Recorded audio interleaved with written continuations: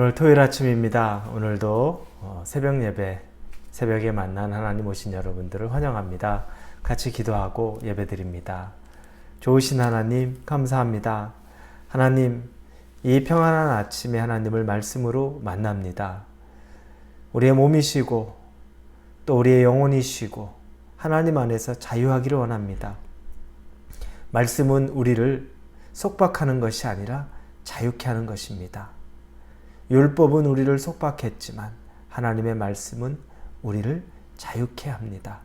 말씀 안에서 우리가 평안을 누리게 하시고, 말씀 안에서 우리가 도전을 얻게 하시고, 말씀 안에서 우리가 살아있는 생명이라는 것을 깨닫는 시간 되기를 원합니다. 함께하여 주시옵소서. 예수님의 이름으로 기도합니다. 아멘.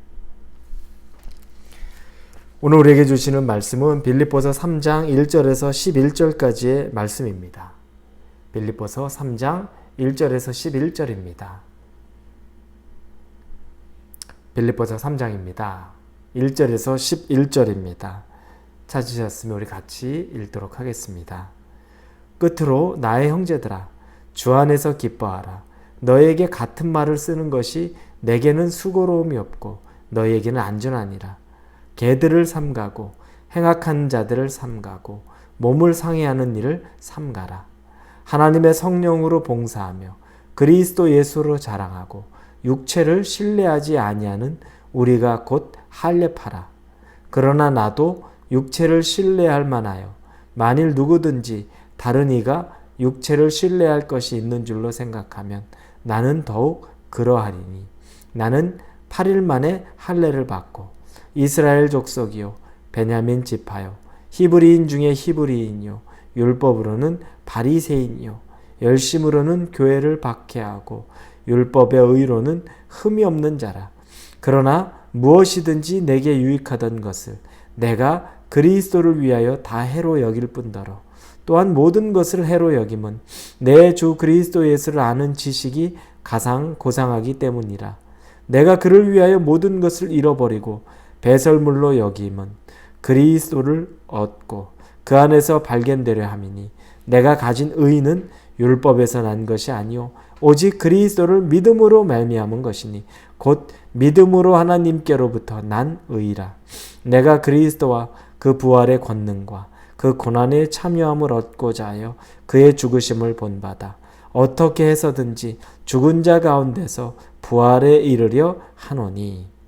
아멘. 구약에서 하나님의 백성의 증표는 할례입니다. 그래서 난지 8일 만에 할례를 받는 것, 이것이 모든 구약의 이스라엘 백성, 남자의 하나님의 자녀됨의 증표였습니다. 이것이 없이는 하나님의 자녀가 아니었고 하나님이 할례 받지 않은 자는 용납하지 않으셨습니다. 그런데 신약에 와서는 이제 구약의 할례가 율법이라면 신약에서는 예수님이 율법의 완성으로 오셨습니다. 그래서 신약에 있어서는 구약의 할례를 받는 것이 구원을 얻는 것이 아니라 율법의 완성이신 예수 그리스도를 믿어 육체의 할례가 아닌 마음의 할례를 받는 것, 우리의 마음속의 할례를 받아서 하나님의 자녀가 되는 것, 그것이 바로 이제 새로운 증거, 하나님의 자녀라는 증거가 되는 겁니다. 더 이상 육체의 몸의 할례를 받는 것으로 하나님의 백성의 증표가 될 수 없습니다. 예수님 이후에는 그 모든 할례는 우리의 마음 안에 받게 되어 있습니다. 예수님을 영접하고 복음을 받아들이고 그러면 육체의 할례가 없어도 하나님의 자녀가 된 것입니다. 그런데 그 당시에 여전히 할례파라고 말하는 사람이 있습니다. 그 사람들은 어찌하든지 간에 할례를 받아야 된다, 이걸 주장하는 유대인들이죠. 그리고 그 유대인들의 가르침에 현혹이 되어서 기독교인, 즉 마음의 할례를 받는다는 걸 믿는 사람이어도 그래도 뭔가 찜찜하다. 그러니 우리가 확실하게 하기 위해서 육체에도 우리 몸에도 할례를 받자, 이런 가르침이 있고 그걸 또 받아들이는 사람이 있었습니다. 바울은 그것을 완전히 거부했죠. 왜냐하면 이제 더 이상 우리가 단절해야 되는 것들을 붙잡고서 여전히 율법을 붙잡고서 우리가 하나님 안에서 새로운 피조물로 태어난다는 것은 유효하지 않기 때문에 그 부분에 대해서 이야기합니다. 그래서 오늘 본문이 2절에 개들을 삼가고 행악하는 자들을 삼가고 몸을 상해하는 일을 삼가라 이렇게 나오죠. 이게 우리말 성경에 보면 이렇게 써 있습니다. 개들을 조심하고 악을 행하는 사람들을 조심하고 거짓 할례를 받은 사람들을 조심하십시오. 즉 육체의 할례는 받았을지 몰라도 마음의 할례를 받지 않은 사람들은 조심해야 된다. 이 얘기를 하는 겁니다. 자, 그러면 마음의 할례를 받은 사람, 참 할례라고 말하죠. 이 참 할례를 받은 사람, 이 사람은 그럼 어떤 증거가 있을까요? 구약에 육체의 할례를 받은 사람의 증거는 몸에 나타나죠. 그런데 마음의 할례를 받은 사람의 증거는 몸에 나타나지 않아요. 이제 그건 어떻게 표현할 수 있는 것이 없습니다.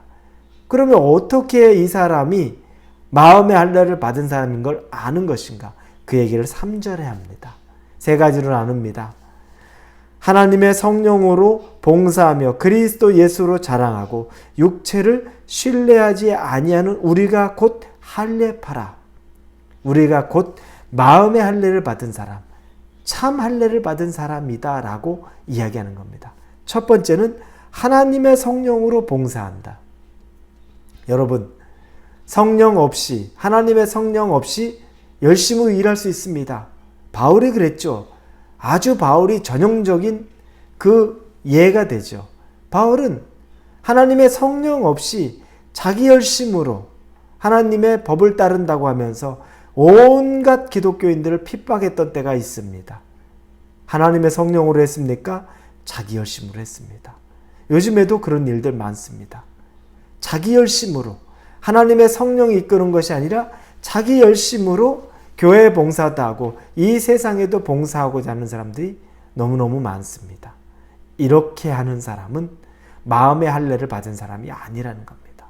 두 번째는 그리스도 예수로 자랑하고 이렇게 나옵니다. 오직 자랑할 것은 그리스도 예수밖에 없다는 겁니다. 내가 자랑할 것, 세상에 뭐 돈을 자랑하고 내 자녀를 자랑하고 내 성공을 자랑하고 내가 가진 어떤 높은 것들을 자랑하고 이것들 자랑할 것 없이 오직 자랑할 만한 것은 예수 그리스도밖에 없는 사람, 그 사람이 바로 마음에 할례 받은 사람입니다. 자랑할 것이 많습니까? 세상의 것으로 자랑할 것 투성이고 오직 그것밖에 자랑할 것이 없다면 우리는 마음의 할례를 받은 것이 아닐 수 있다는 겁니다. 마지막 세 번째는 육체를 신뢰하지 아니하는 것. 육체를 신뢰하다. 그러면서 바울이 4절부터 이 모든 부연 설명을 합니다. 그러나 나도 육체를 신뢰할 만하며 만일 누구든지 다른 이가 육체를 신뢰할 것이 있는 줄로 생각하면 나는 더욱 그러하니라. 그러면서 8일 만에 할례 받고 이스라엘 족속 중에 베냐민 집하고 히브리인 중에 히브리인이요 율법으로는 바리새인이요 열심으로는 교회를 박해하고 율법의 의로는 흠이 없는 자다. 이렇게 얘기합니다. 육체로 나타나다면 세상에 보이는 것으로 세상의 것으로 나타내자면 나는 정말 흠없는 사람이다. 나타낼 만한 것 너무너무 많은 사람이다. 바울이 그렇게 얘기를 합니다.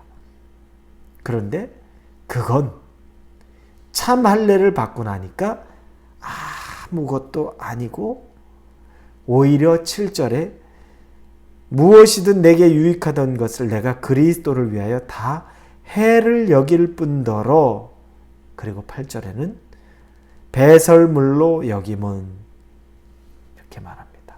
나에게 해로운 것들이었고 나에게 냄새나는 배설물 어디에도 쓸모없는 배설물로 여긴다는 겁니다. 육체의 것 육체로 자랑하고 신뢰할 만한 것은 다 아무것도 내게 유익하지 않다라고 말합니다. 여러분, 마음의 할례를 받으셨습니까? 예수님이 여러분을 하나님의 자녀로 인쳐주셨습니까? 그럼 우리는 마음의 할례를 받은 거죠. 마음의 할례 받은 사람은 내 열심이 아닌 성령의 열심으로 살아가고, 마음의 할례를 받은 사람은 예수 그리스도만을 자랑하고, 마음의 할례를 받은 사람은 내가 가진 육체를 신뢰하고 그걸 의지하고 그걸 자랑하고 살지 않는 사람이라는 것을 꼭 기억하실 수 있기를 바랍니다. 오늘 하루를 사시면서 마음의 할례 받은 사람의 마음으로 이 말씀 적용하시며 살아가시길 예수님의 이름으로 축원합니다. 기도합니다.